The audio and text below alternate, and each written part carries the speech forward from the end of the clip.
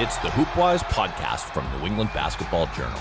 A comprehensive look at the basketball landscape in New England, tracking prospects, recruiting, college, and more, with your hosts, Steve Hewitt and Ethan Fuller. And welcome back to another episode of the HoopWise Podcast. We are part of New England Basketball Journal. As always, joined by Steve Hewitt, I'm Ethan Fuller. We are in the thick of January basketball.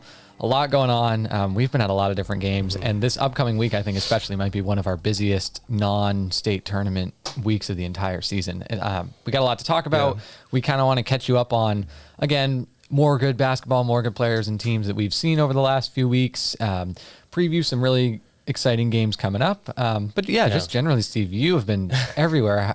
What is your kind of stamina level at right now? I actually didn't have my coffee this morning. And that's shocking given what I've gone through the last couple of days. But I'm here. I'm alive. I'm awake. Okay, that's all we need. I'm having fun, honestly. Like, I know it feels like we're kind of getting into the stride of the season right now. Because obviously we had the NEPSAC season start before MIAA, and then there was like a 1 week or so overlap before NEPSAC went on break. Yep. And then this past week feels like both going at the same time, and now we're going back and forth at MIAA and NEPSAC, and there's games every day on both sides. So we're in the thick of it, like you said. So yeah, it's fun. Even the days that we're not at games or the games that we miss because we're at other games, it feels like we're seeing a lot of clips of really exciting plays and performances, and it's a lot to keep up with, which is exciting. There's just a lot of good basketball everywhere right now, and it's really fun. Yeah, and huge week coming up. Hoophall. Huge week coming up. Hoophall. This weekend. Yeah. So we'll get to that, but we both had an exciting weekend on Saturday at TD Garden. Yes, it was for the Andrew James Lawson Foundation Invitational. Yep. My first time taking photos at TD Garden, which was really cool. Was that your first time back since the Celtics? I've been, something? Covering Or I guess something? we were at the Sun game too. Yeah, we were at the Sun game. It was, I think it was my first time actually covering something. Yeah. Now that I'm thinking about it, yeah. And we were courtside where with our friend Trevor Haas. That's right. Man, the myth, the legend. In that same exact spot that I was at for the NCAA tournament last year, right on courtside. So that was fun. That is pretty cool. But we got to see some really good basketball. Yep.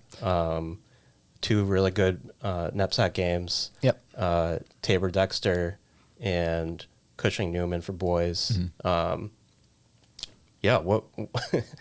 How fun. You talk about taking some photos of TD Garden. If you go on Twitter, your Instagram, like Ethan cooked this weekend. Thank you. Yeah, I was gonna give him some credit. I will say, not to turn this into a photography podcast, but no, taking photos in a high school gym is really hard. The lighting is very bad at about 85% of the places that you go, and I got to do a lot of post photo work in Lightroom and Photoshop to kind of take away the grain from a lot of these. But TD Garden, the lighting is unbelievable. So it was the best setting that I'd ever had. And obviously the environment's really cool and the players are all excited about it. So I had a great time doing that. And to top it off, the 2 games we went to, the 2 headliner games in the evening were great games. So from my perspective with Tabor and Dexter, Tabor, number 1 team in our rankings, number 1 team in New England, arguably, and we'll talk more about that in a little bit, but they kind of did their thing. The big court really served them well because they just have so many players who can handle the ball, run really fast, are just kind of large players for their type. Ava Black was awesome. Mm-hmm. Started with an literal NBA range 3-pointer and had 17 points. Just balled out. Ella Pieper for Dexter Southfield too looked really good. This was her second time because she played against Nobles at TD Garden last year, and she looked really confident.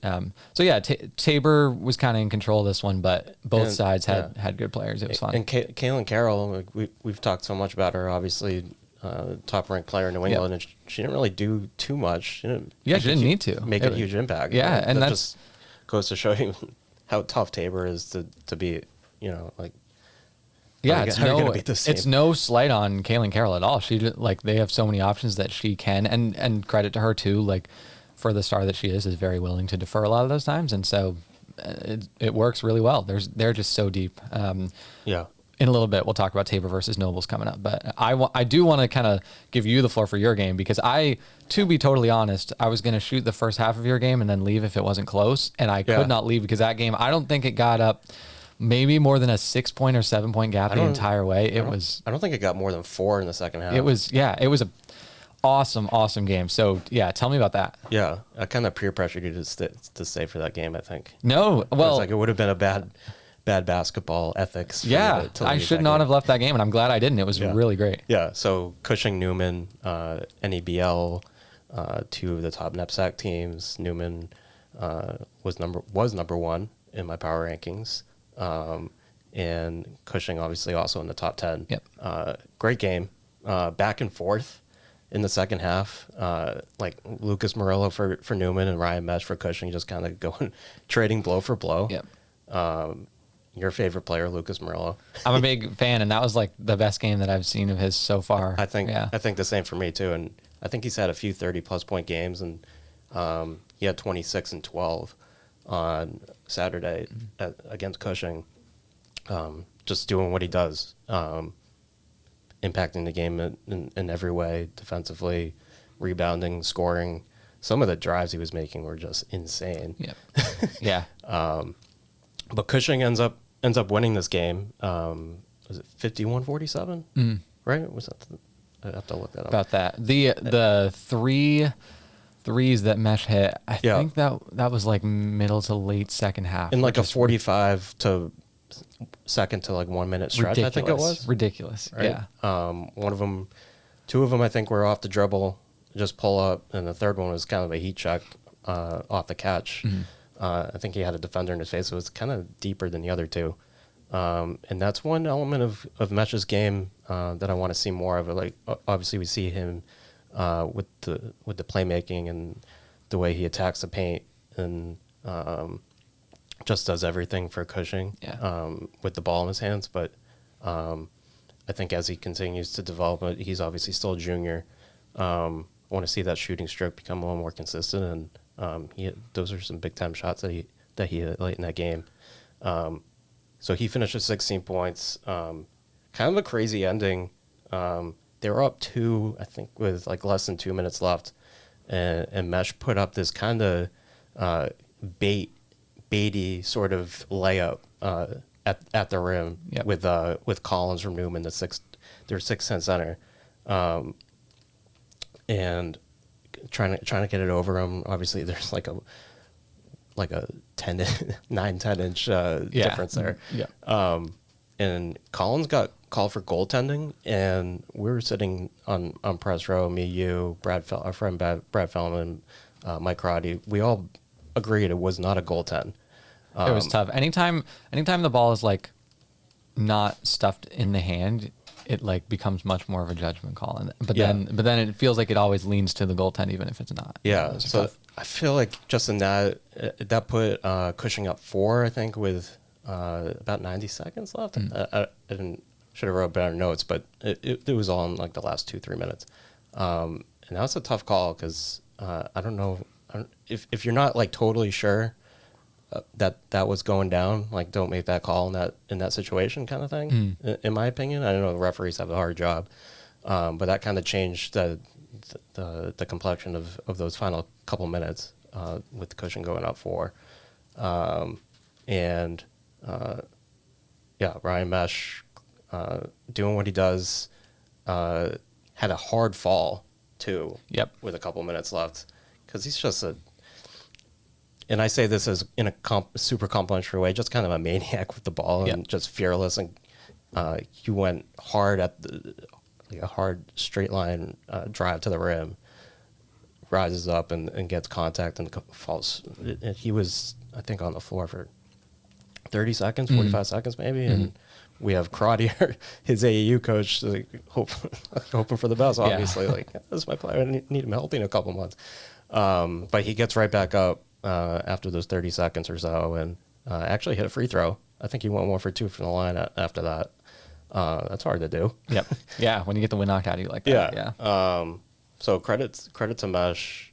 Just kind of did everything. Cushing, Newman loves to play fast, like up in the 80s and the 90s, and Cushing really limited them. This game was played in the 40s and 50s. Really cut their transition opportunities. That was one thing Cushing head coach James Cormier told me after the game that they were trying to do, and they were pretty successful with that. Not many teams are able to do that with Newman, with sort of the depth and the bodies that they have. They always have fresh guys on the floor, and Cushing kind of just toughs this one out. Jay Jones, some big plays too. Yeah, especially late. Yeah. I think these are the kind of moments that they brought him in for. Obviously, being at Rivers and being part of that championship pedigree there, he's just a winning kind of player, and he took a charge on Collins with a couple minutes left. Yep, I remember that one. It's like he was a 6'2" guard, Jay, and he's taking it from a 6'10", 275 center, and he pops back up, and he hit a bucket with under a minute left that put them back up 3. That was big. I think he hit the game-sealing free throw too with 7 seconds or so remaining to kind of put them over the top. So that's a big Jay Jones type of game. I think he finished with like 13 points. So huge win for Cushing.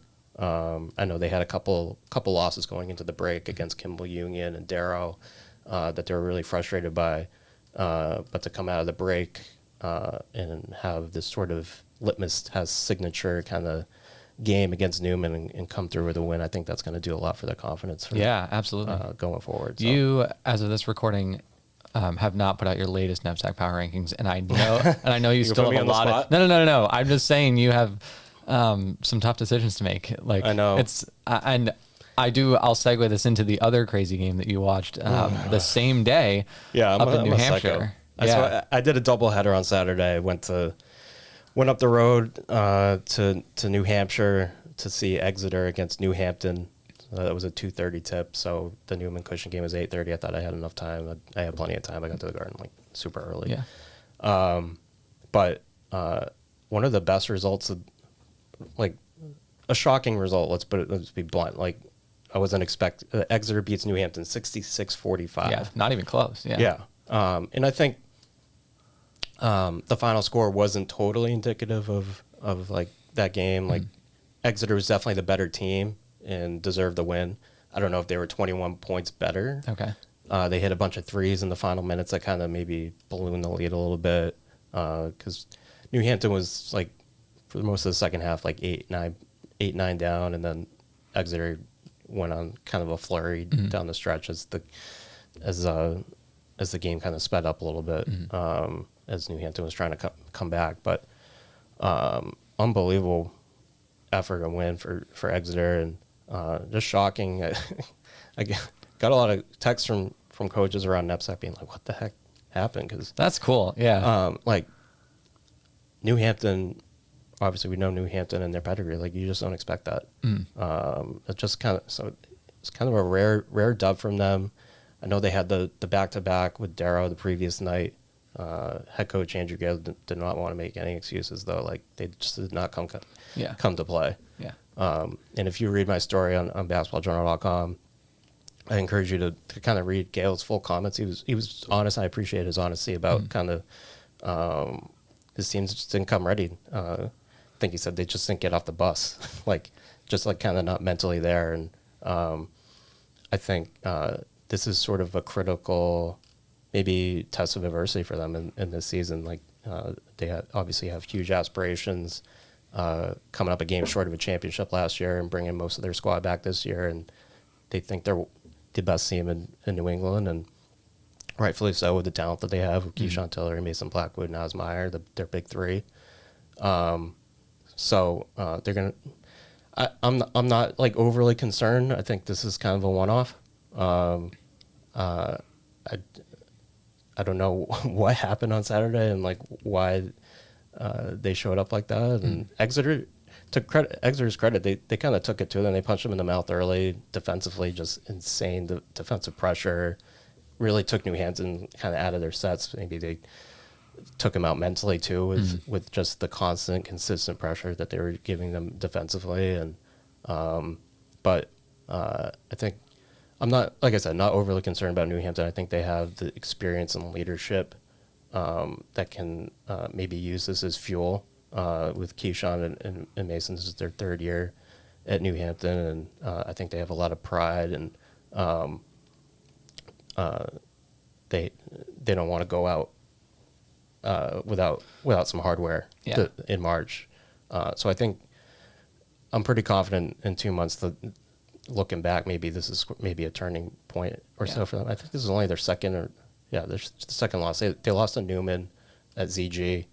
So the only second loss of the season. So like, again, not overly worried about them, but they are going to, show something. They're going to need to respond from something like that. Sometimes they need a reality check like that. Just a reminder that, and again, like you mentioned with Phillips Exeter, like across different classes too, some of these teams are just so good, and it doesn't really matter if you're AAA or NEBL or like, you got to be on guard for no matter who you're facing if you play a schedule like this. Yeah. And again, huge credit to Exeter. Luke Soden was big. The transfer from Bedford High School. I know he's still uncommitted, but he really shows something. 17 points. Really good part of that defensive pressure that I was talking about. And Tyler Bike, their New Hampshire commit point guard, made some huge plays in the second half. Kind of outplayed Tiller, I think. He's a high major kid. Like, say how I see it. And Ryder Frost, not much left to say about him, but he only had 3 points at halftime, and they were still winning. I think I was texting you during this. And I remember you saying this. Oh, really? And goes to show sort of the evolution of Ryder Frost, that if he's getting the shots weren't maybe falling early. I think he misses first 4 threes, and kind of badly too. It was like, okay, Ryder, what's going on? But he stayed engaged defensively. He kept finding his teammates. If New Hampton was kind of maybe running him off the 3-point line, or if he's driving and gets doubled or anything like that, like he trusts his teammates and trusts his shot. And he hit 3 or 4 threes in the second half that were pretty big. The first play of the second half, he hit a 3 right in Blackwood's face, and that kind of helped him get going. But he finished with 16 points, and like I said, kind of shows the growth of him, that he was able to kind of trust his teammates and kind of see that game out and lead by example there. So yeah, definitely. Huge win for Exeter. They're 7-0, 7-0 or 8-0. I have to double check that. But again, we've talked about Exeter a lot. Class A defending champion. They only brought really back Frost and Bike from last year's team, but this is a big win for them in terms of their newcomers kind of coming together. Cade First, too, hit some big threes. Rob Blandberg, their big, made his debut actually this season, and gave them some really good energy plays. So I think Exeter's really happy with where they're at this point in the season. First game coming from break and beating a New Hampton by 21. I think that's going to go a long way, just like I said with Cushing, for their confidence. Absolutely, for the next couple months. You can't make much more of a statement than that. So you got some tough decisions to make in your rankings. So far, at the top of mine has been pretty easy. Must be nice. It's Tabor, and Nobles. I have Tabor at 1, Nobles at 2. So I guess the only decision is really which one you think is 1, and we are going to find out on Friday. You want to come to this game too? We'll see what my schedule. Yeah, that's true. You do have a full basketball Friday, but this is the game everyone is going to be looking forward to. Everyone's going to be either like tuned into the live stream or attending or monitoring social media. It is such a good matchup in so many ways. I think I'm kind of debating even how I want to approach covering this game. I know typically we wite a lot of the standouts and stuff. I might make this more of a team focused one, because I want to see like how did the teams approach defending each other, to set the stage a little bit. At this point, you should know about both these teams, but Tabor's talked a lot about them. We have. Tabor's got a big 3, Kaylin Carroll, Ava Black, Liv Rodriguez. Noble's got a big 3, Christina Pham, Ashley Dingus, Jasmine Cooper. Just the synergy the 3 of them have together is unbelievable. They're all 6 of those combined are seniors, so last hurrah for all of them. I'm really interested to see how they match up against each other, or because both teams have a lot of great depth, they could bring some of their other specialists on. I don't really even know where to start. I think Tabor, definitely home game. Obviously, Tabor probably has a slight advantage in this, and they are used to playing on this smaller court that they have. But it's a toss-up. It could definitely go either way. Nobles has gotten in a game at Tabor when they played in the Girls Winter Hoop Series in December, so they at least have another more recent game under their belt to play in that gym. Nobles' depth is better than I thought it was going to be. I put Tabor at 1 because Tabor has ridiculous levels of depth. Their first substitution every game is all 5 starters. It's mind-blowing. I talked to Will Becker after they beat Dexter Southfield, and he said it's the first time he's ever been able to do that, and he's coached that team for 30-plus years. So wow, that's pretty crazy. Nobles, though, has just a lot of players that I didn't really expect to be making the impact they already do, like Bryn Bryant, Vanessa Ellis, Leah Alston-Pujols is starting as a freshman. Like, they're absolutely ready to go and get this win if they're capable. So, and the fun part is they play again 2 weeks later. So it's a very quick turnaround of how quickly can you reset based off of whatever result happens on Friday, then go to the other gym and win too. Yeah. And then assuming that this might be a AAA championship matchup. So well, awesome game. Awesome game. I'm kind of jealous because the NEPSAC boys don't really there's not really any rematches in NEPSAC boys. That's interesting. It's kind of one-offs, and if you play again, it's probably in the playoffs or something. Yeah, I do think because it's maybe because AAA is only 7 teams for girls, and there's just so many teams too. Yeah. Actually, in AAA for boys there are 2 games. Yeah, I think. Okay, so that would make sense. But again, by default, I'm picking Tabor to win because they're number 1, and I will stand on my rankings. Be bold. No, I'm not going to go against myself, but again, would be totally unsurprised if Nobles won this game. It is either team. I mean, these are the clear 2 best teams in New England right now, and they're awesome. And everyone who is able to go to that game should just go to that game because it's great. I'll put you on the spot. If Nobles were to win, what's like 1 or 2 keys of to them winning? The keys are going to be. I think they really need as great defenders as Ashley Dingus and Jasmine Cooper are. They just have to play the defensive games in their lives. They're going to be guarding 2 out of these 3. I was going to say just out-top them. Big 3 players, yeah, and especially against and Kaylin Carroll too, but especially Ava Black and Liv Rodriguez. Those are just like 2 really, really tough-nosed wings and forwards, and you got to be able to battle with them for the entirety of a game. And so I fully believe that those 2 Nobles players can do it. It's easier said than done. They have to do it. Dingus in particular has had an awesome season. I feel like I consistently don't give her enough flowers for how good she is, and especially how good this season's been. She has been ridiculous. Hitting corner threes, power drives, dominating rebounds, playing really, really good off-ball defense. She's impacted the game in so many different ways. She's going to Providence with Liv Rodriguez, who she might be matching up against in this game. Yeah. So that's going to be interesting. Fryer on Fryer. Yeah, Fryer on Fryer. I think other X factors for Nobles, just the bench in general. Like, is Vanessa Ellis, who's a really good rebounder and is improving as an interior scorer, is she going to be able to affect the game against longer, more experienced Tabor players? I don't know. How are they going to defend? Tabor's got really good guards. Like, I keep mentioning the big 3, and Molly Corcoran's their point guard, and she's going to Colgate. She just doesn't need to do a whole lot on this team, but she's really good. So is she going to be someone who makes an impact? How is Christina Pham going to play as a defender? She will probably score 20 points in this game. I could probably pencil that in right now, but her defensive impact is going to be really important. Because she's a little bit smaller than the opposing guard she's going to be going up against. Yeah, she's smaller. She's not like super well built. She's definitely like a strong player, but she's not like a jacked point guard.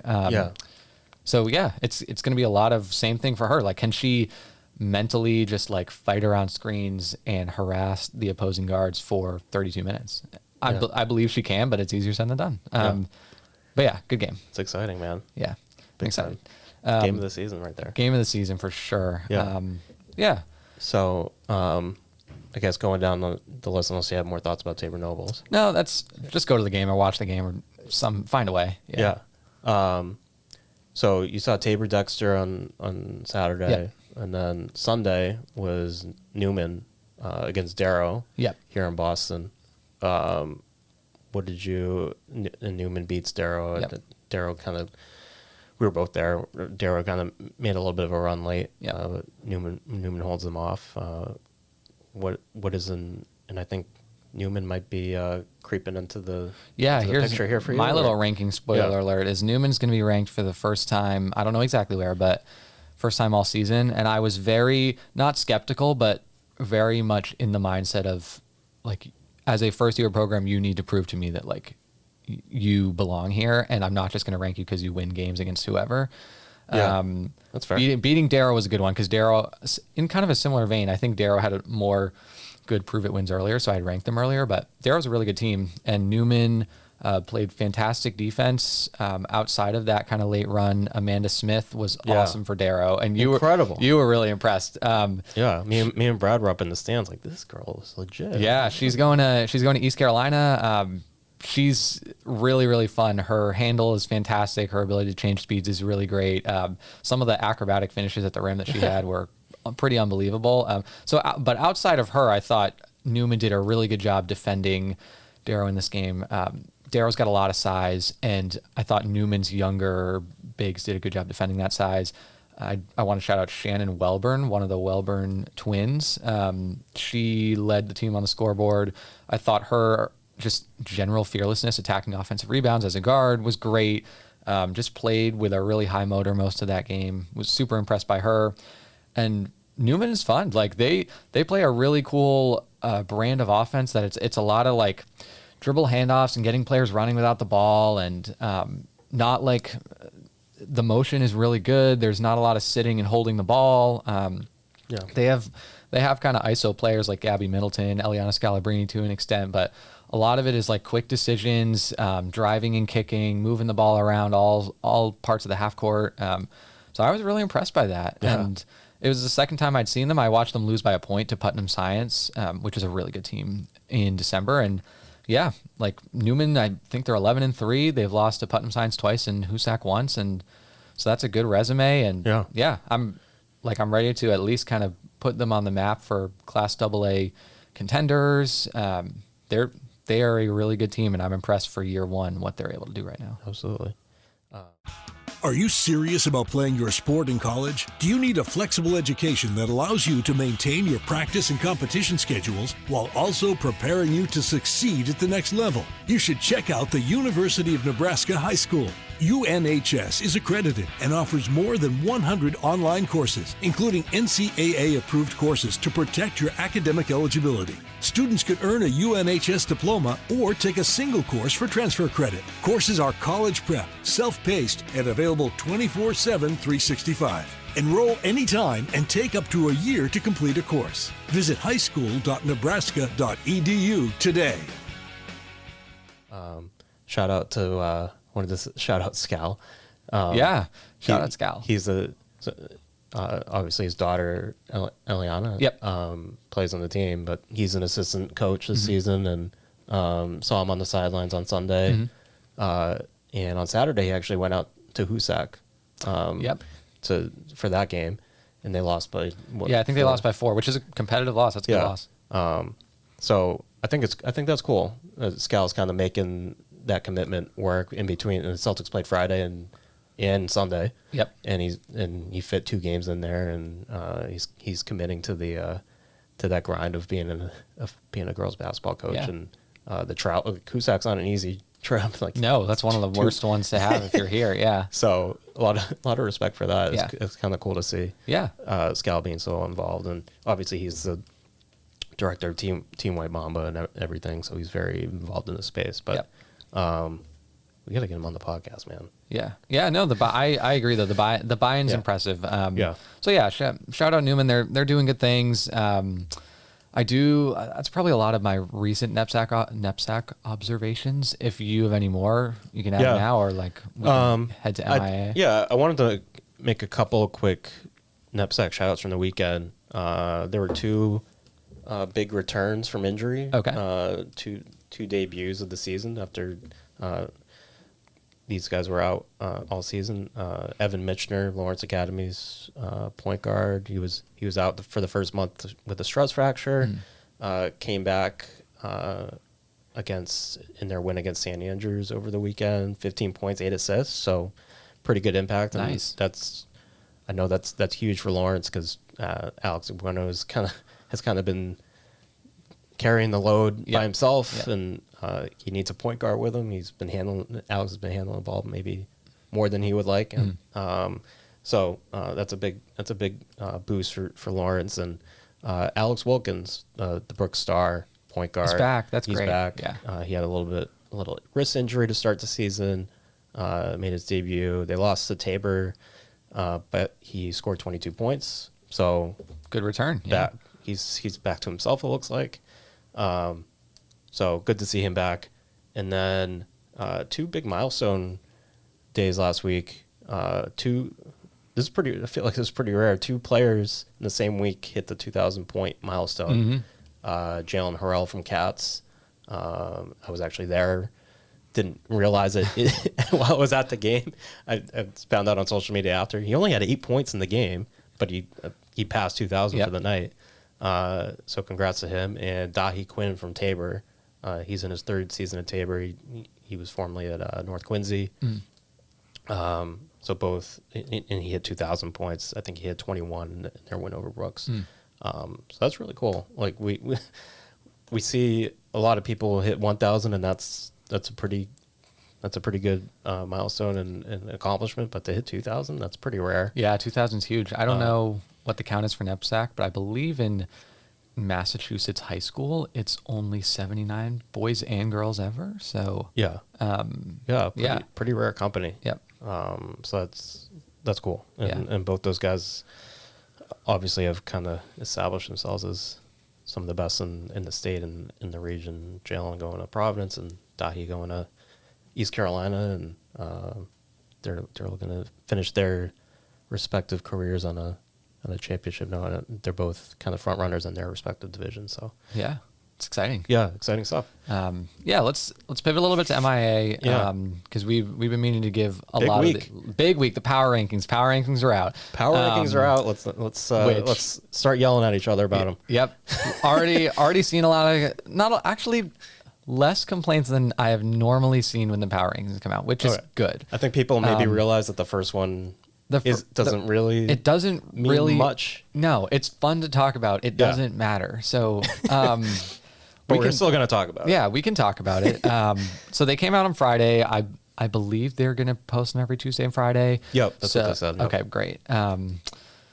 Do you want to lead with boys? Do you have any immediate takeaways? What do you actually first? This is your first time ever in this cycle. What do you think about them and how they work, and does it make sense to you?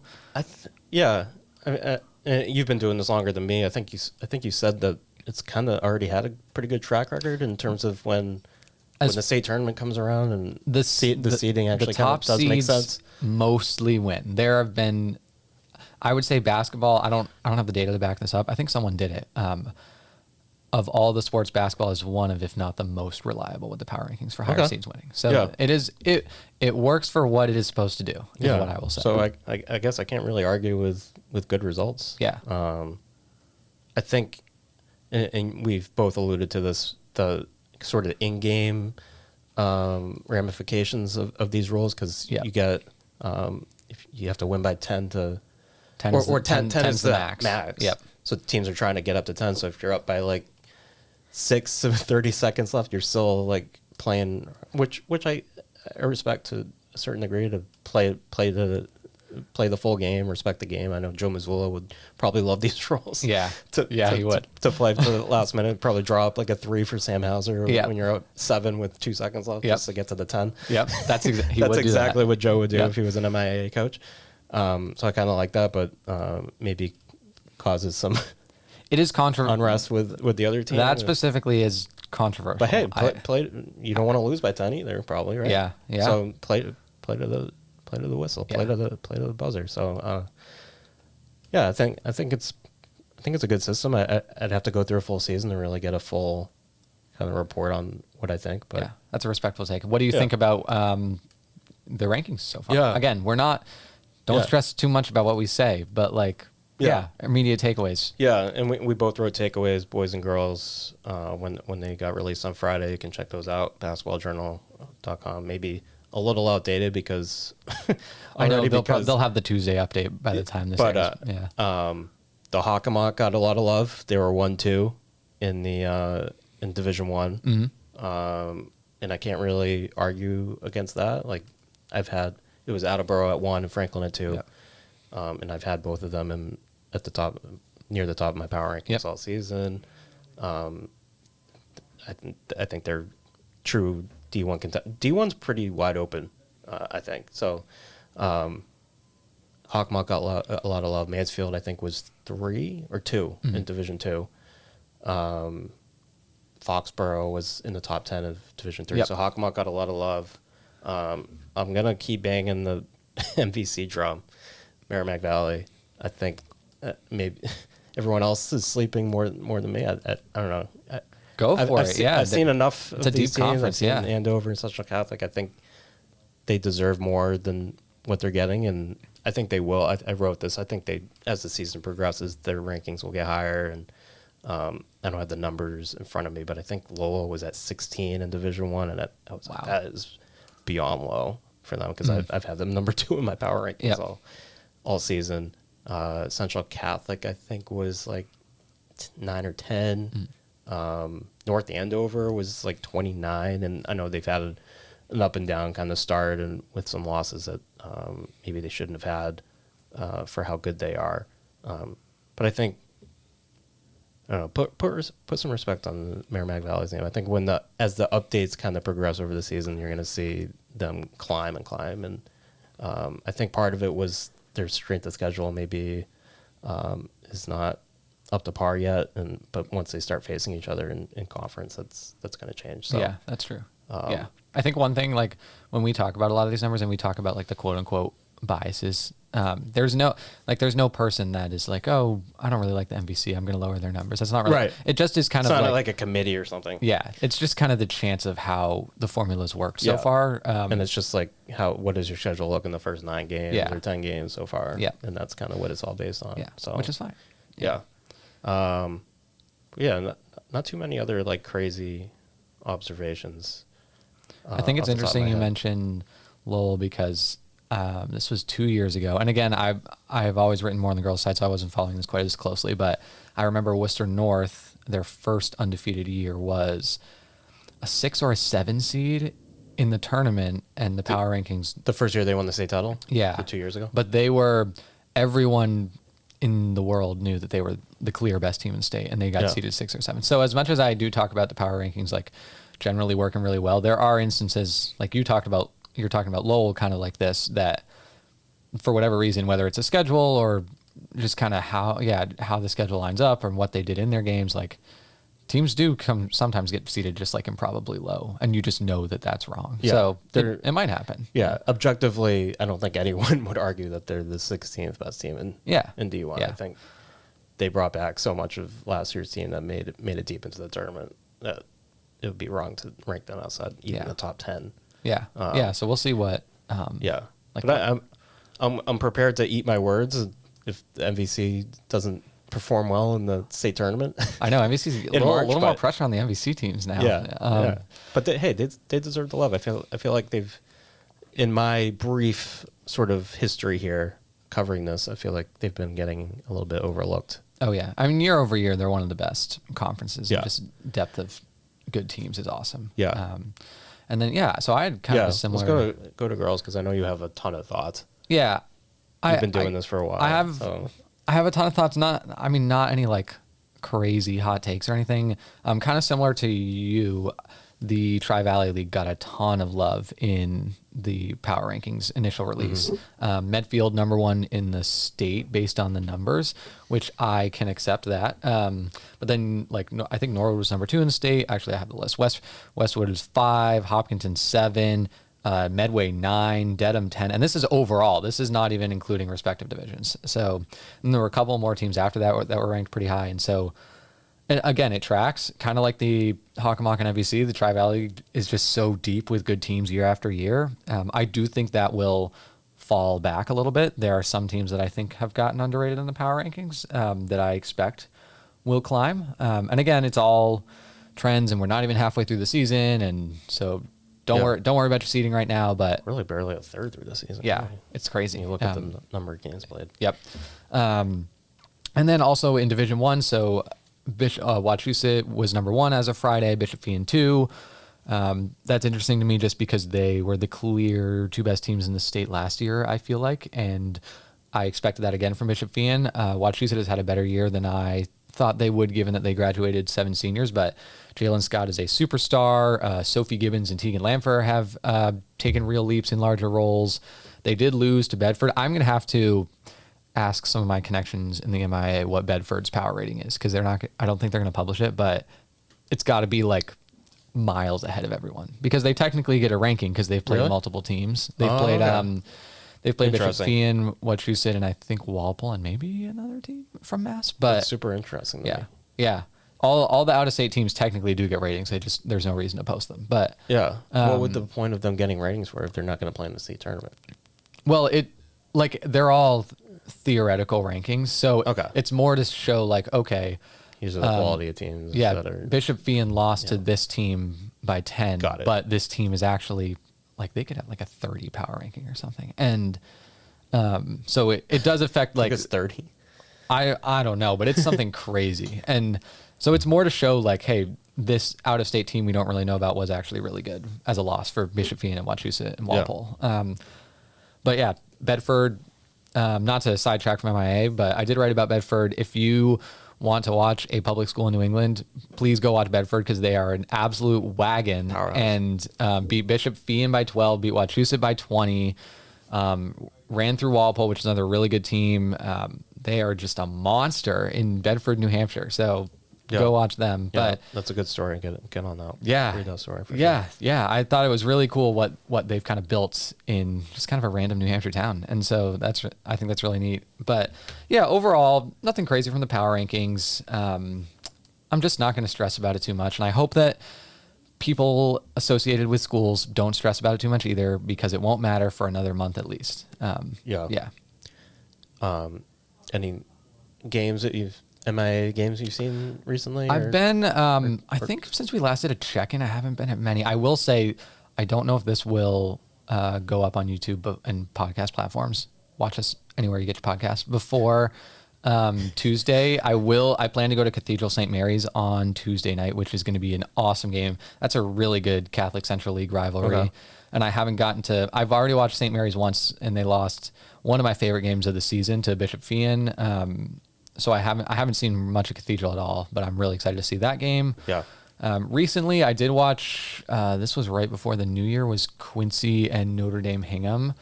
Really impressed by Quincy. They are just outside my rankings right now, but they're a really good team. I think a quality D1 sleeper. And Notre Dame Hingham, they just have those Orlando sisters balling out. That wasn't even really a great game from either of them, and they still made an impact, and they've put up ridiculous numbers in some of their other games. Yeah, both of them. But yeah, no, I think so far the MIAA season has gone about as I've expected. I think there are some upcoming tests for some teams.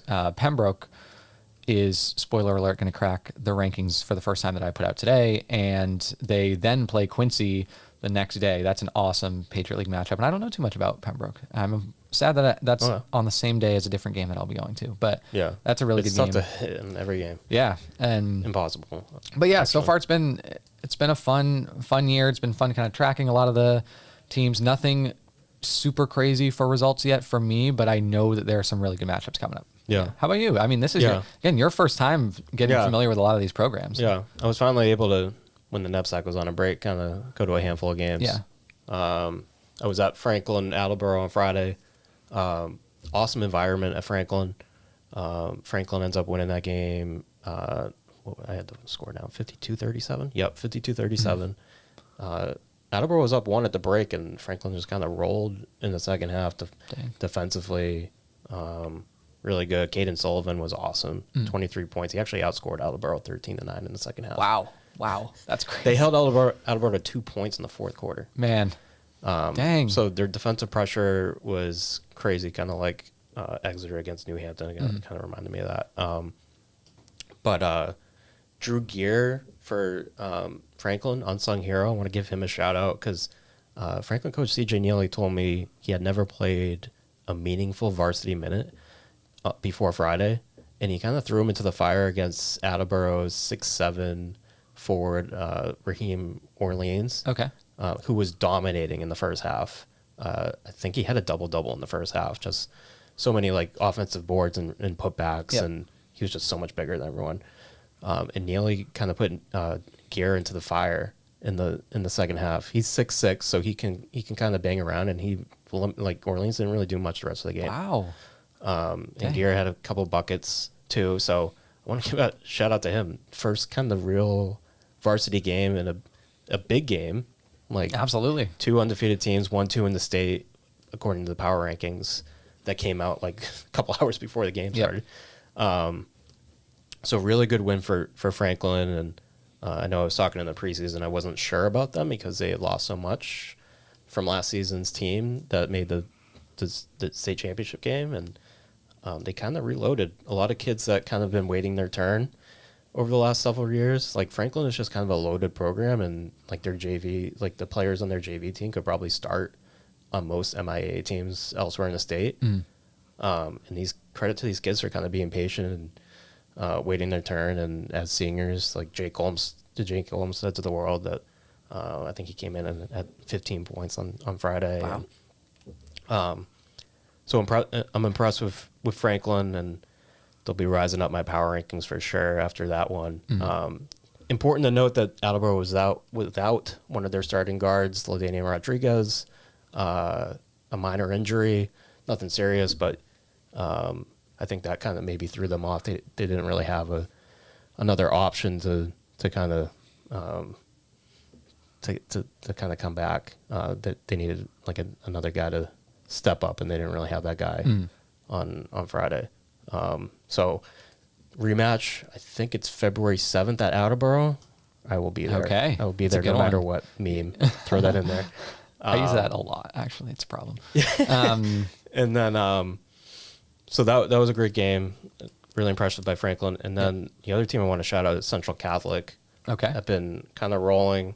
I was at their game against BC High, and BC High's a little down, but Central Catholic rolled in that one. Javi Lopez has been on a tear to start the season. He's a junior guard, one of the best in the state. He kind of established himself last year, and he's sort of picking up where he left off. And he had in my opinion, there were a lot of actually buzzer beaters and game winners in MIAA over the weekend, but he had, I want you to pull up this video. I tweeted out over the weekend of Javi Lopez's game winner against North Andover. This was a crazy move. Crazy move. He had 26 points in this game, and capped by this game winner with 3 seconds to go to beat North Andover. I'm gonna pull that up. Yeah. Sorry for the quality of this video. Kind of like taking it coast to coast, and sort of an absurd finish there. And sorry for those screaming fans. Shout out to I think his name's Brian Nanji on Instagram. He put this on his story, and someone sent it to me, and wanted to show that crazy game winner. Yeah. So he's obviously super skilled, super talented. You see it again here. Yeah. I mean, the stride length on that drive is crazy. Yeah. And then he gets all the way to like the flip reverse. So he's big time. I know he's getting some interest, low level D1 interest, Okay. mostly D2, D3, I think. But he plays with Mass rivals. He's gonna have a big summer, I think. So I'm excited to see kind of how he continues this winter, and maybe where Central Catholic can kind of go. They're them and Andover and Lowell kind of leading the MVC. Central Catholic actually plays Lowell on Friday night. Ooh, that is a good game. That's going to be a big one. Okay. So I think I'm going to have to miss that Tabor Knowles. That's all right. I'll catch you up because we want to make sure we're getting into all these different games. And in 2 weeks, you could come to the rematch. So it's all right. Absolutely. But that's awesome. I think that's kind of most of what I had. We want to look ahead quickly to Hoophall. Oh yeah, we'll do it.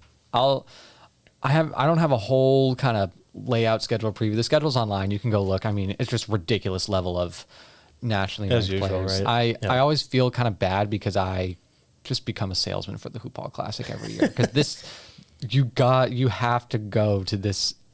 Go to someday. The value's great. I haven't looked at what the ticket. Maybe I can look it up right now. But what the ticket prices are this year? It's usually $20 to $25 for a day, which is ridiculous. And you're watching 7 or 8 games that are just loaded with future NBA, WNBA college stars.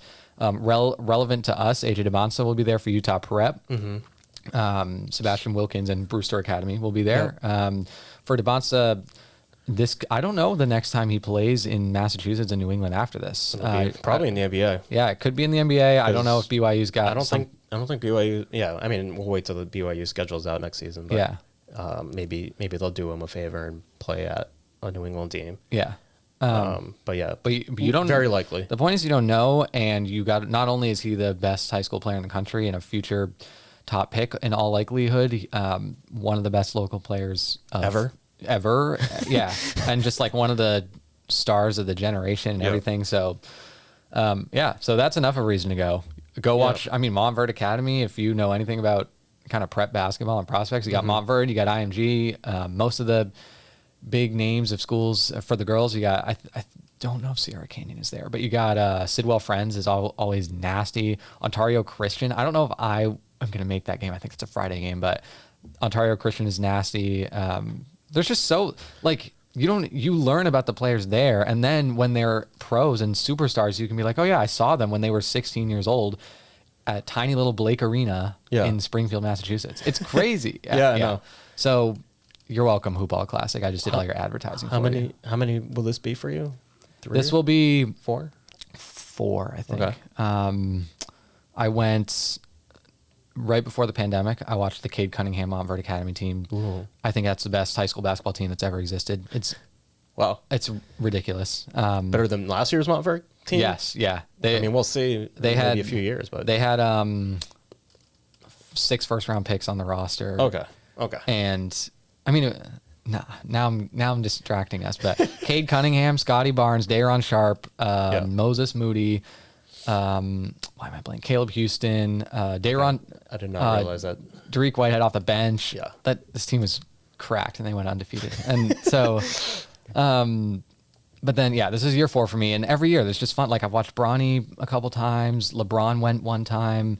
There are so many college coaches and NBA coaches and executives that go there because it is legal, I think, for them to scout that. And it's just, it's crazy. It's such a good event. Yeah. It'll be my first one. So I'm excited. Yeah, you'll have a blast. Yeah.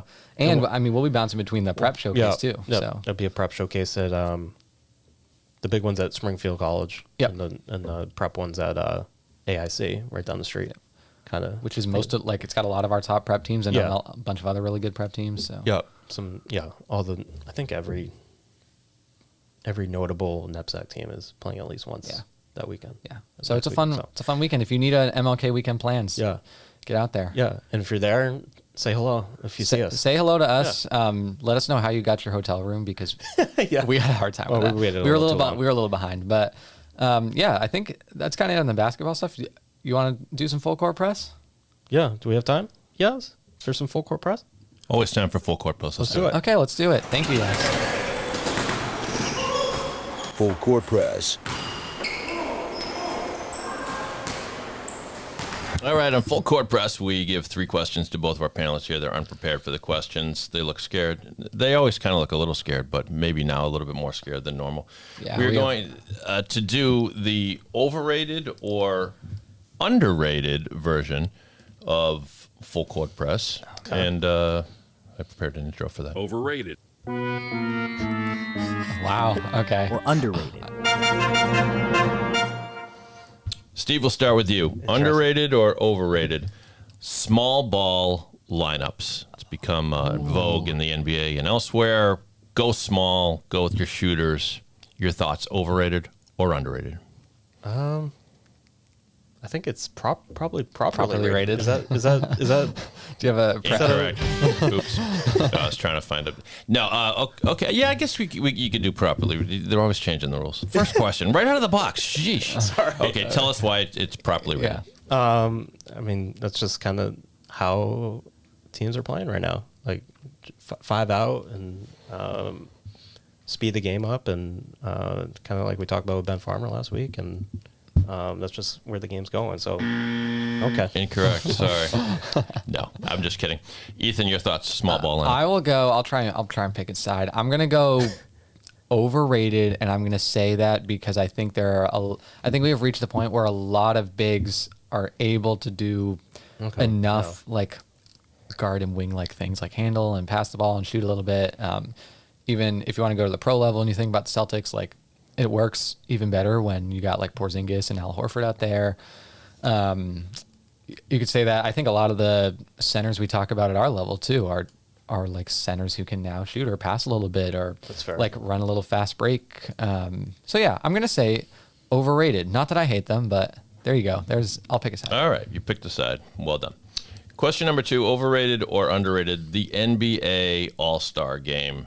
Now you know there's a new format this year. Are you familiar, gentlemen? Yes. I actually don't know what the format is. Relatively. It's Apparently, there will be 3 teams drafted by Charles Barkley, Kenny Smith, and Shaq, and then the 4th team will be the winner of the Rising Stars competition. So you get a 4-team tournament, 8 players each, and the games are to 40, I think. okay. Does that sound about right? So you can get, is this going to be better? Is it I feel like they've been wrestling with this for, so many years, and I don't know if they've got it right, but Ethan, you can go first. I think I'm gonna be team overrated on this, and it's too bad because I like the attempt, but I think the All-Star Game is it's not a good game. It's not a good product. It has not been since I've been alive, and I think the only ways you fix it are you have some type of season implication with the winner and loser, or make it a one-on-one tournament. That is the one like prideful aspect that like players you can't lose a one-on-one tournament if you're an NBA player. So I think you pick whoever wants to do it and make it happen. And I think that's interesting too. So with the NBA's luck, they do one-on-one, and the first player out there would tear his ACL going up for a dunk. Yeah. Well, that's the trade-off. Yeah, is like you don't actually want players to get hurt. I think it'd be horrible if they played a competitive All-Star game and a superstar tore their ACL or something. But, I swear, when I was growing up, I'm an older man, so I'm talking like late 70s throughout the 80s. For whatever reason, we loved it, and the players actually tried. I don't know why they tried. Steve, your thoughts? Overrated. I mean, just look what we're talking about. Like every year, I feel like they're changing the rules of it to try to spice it up and try to get players to care. But just like Ethan said, it's a terrible product. I think, remember Barack Obama was going at Tyrese Halliburton. He called it out. He called it out as bad, boring, or what have you. Yeah, it's like, can you guys just try? Like, have some pride for what you guys are doing. And it's just like it's a glorified pickup game where they're just dunking and shooting from half court for no reason. Like, it's just boring. I don't really blame them. Like, I don't blame them either. Yeah, like maybe back in the day, I don't know what the difference would be. Maybe these guys just have so much money tied to their brands and their careers that could be. They're not trying to risk that for an exhibition game. Yeah.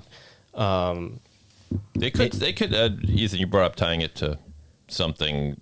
I think what you're alluding to is what the MLB All-Star Game tried, which I'm not sure why they abandoned it. I liked it. Maybe I was in the minority, but the winner of the team gains a victory for their respective league. So if the American League team wins, then the American League team in the World Series gets home field advantage.